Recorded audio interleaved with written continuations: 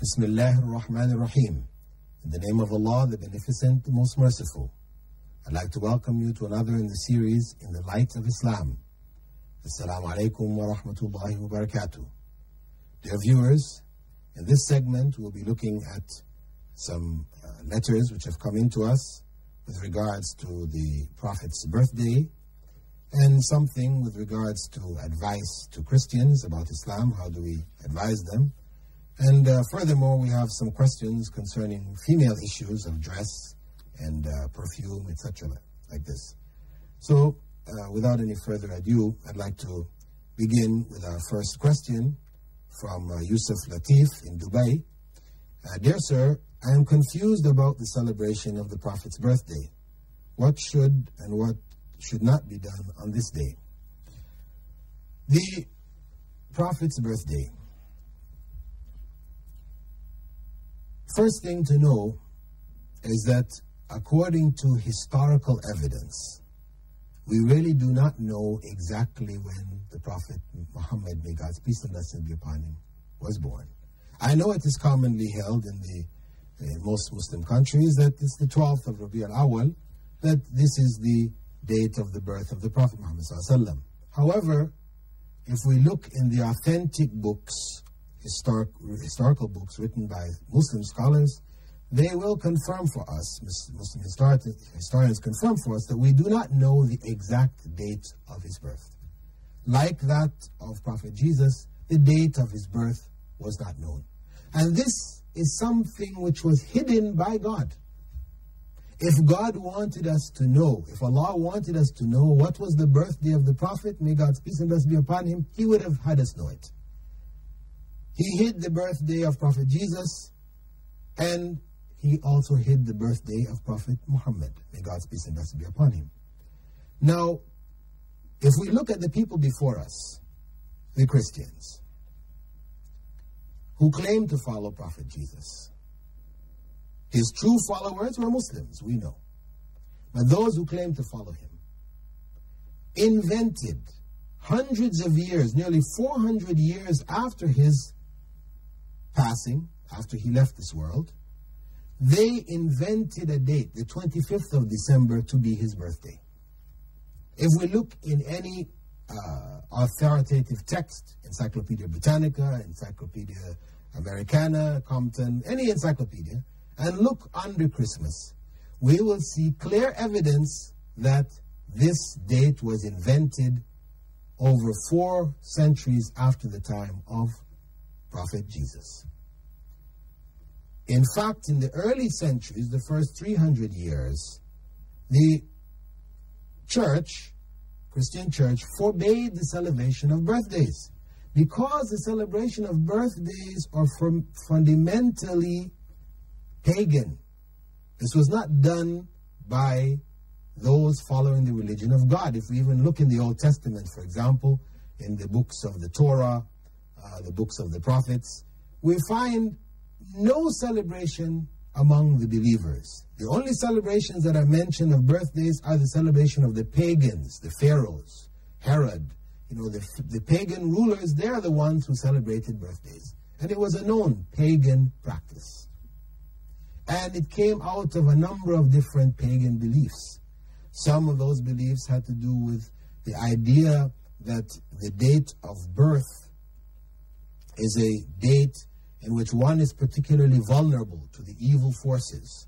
So a series of rites were developed to be practiced on that date to protect oneself from the evil forces which congregate on the date of one's birth.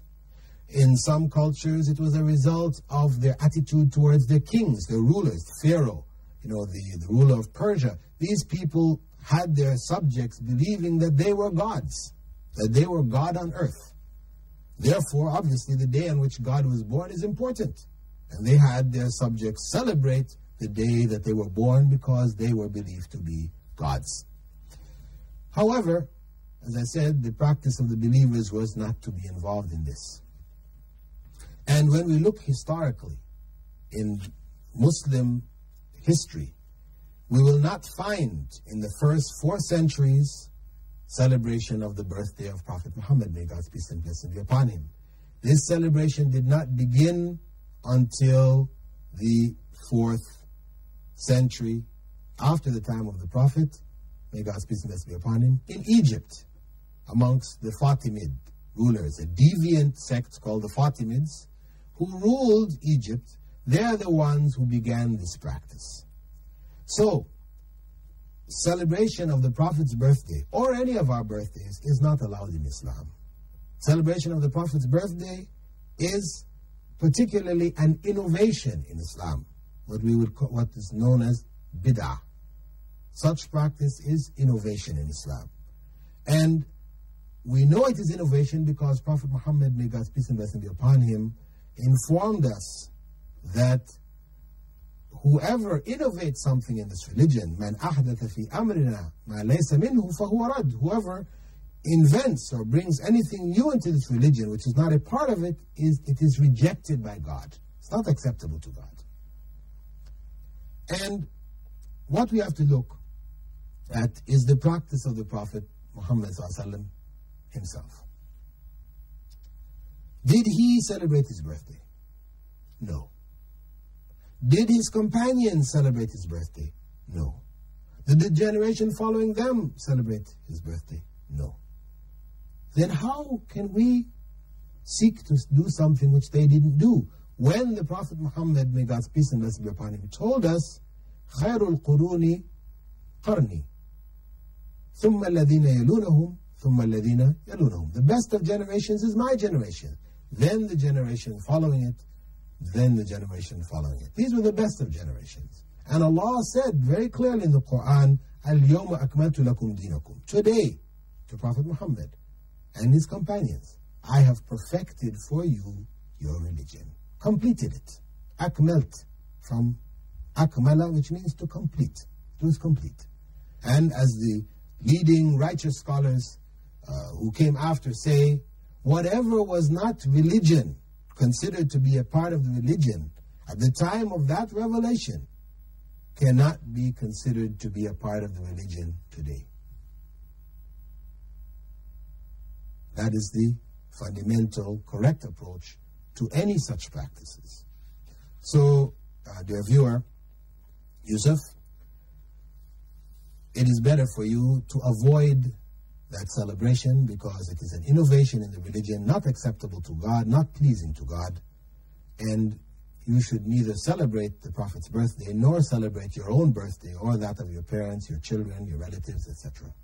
This is not an Islamic practice. This is the practice of the pagans.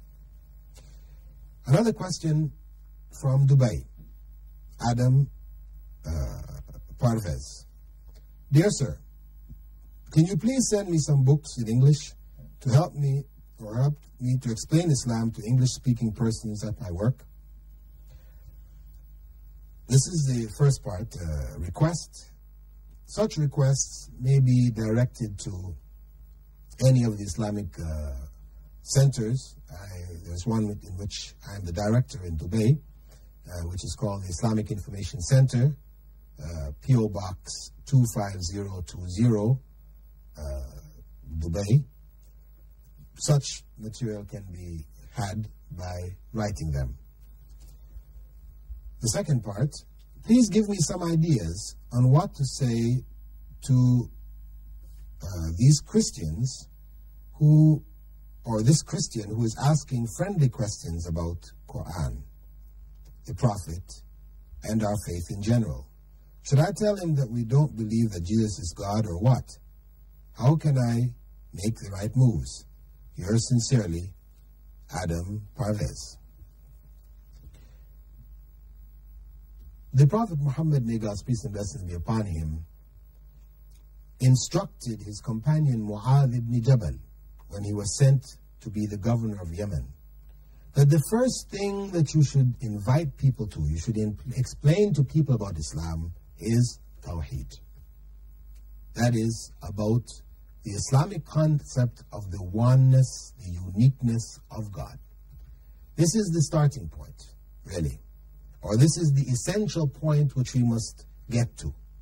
Because of course, in explaining to people about Islam, we may start from a number of different issues. You know, some issue may come up on our job or whatever, where a person asks something about Islam, but from this particular point of view.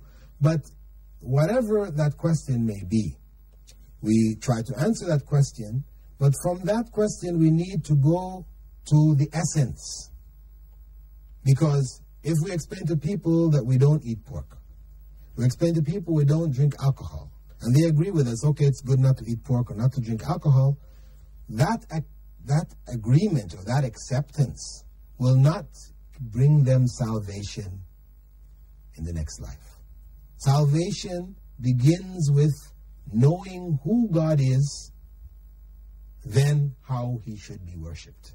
So the first thing we should begin with, because after Prophet Muhammad ﷺ told Mu'adh that he should call people, the first thing he should call them to, invite them to, is the oneness, the one uniqueness of God. He should then explain to them that 5 prayers have been ordained for them, and the prayer. So it means after explaining to people who God is, then the next step is to establish for them the methodology of worship.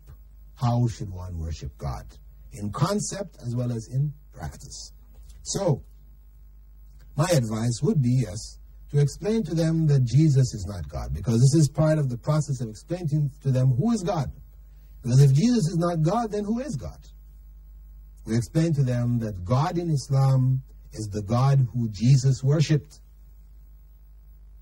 This is the bottom line. Those of them who believe that Jesus is God, they have forgotten that Jesus worshipped God. And if Jesus was God, who in fact then was he worshipping? It becomes nonsensical. And of course, the various scholars or religious leaders, etc., you know, they have tried to give some roundabout, obtuse explanations of how it is Jesus was worshiping God and yet he was God, and, you know, a sort of confusion. God is God.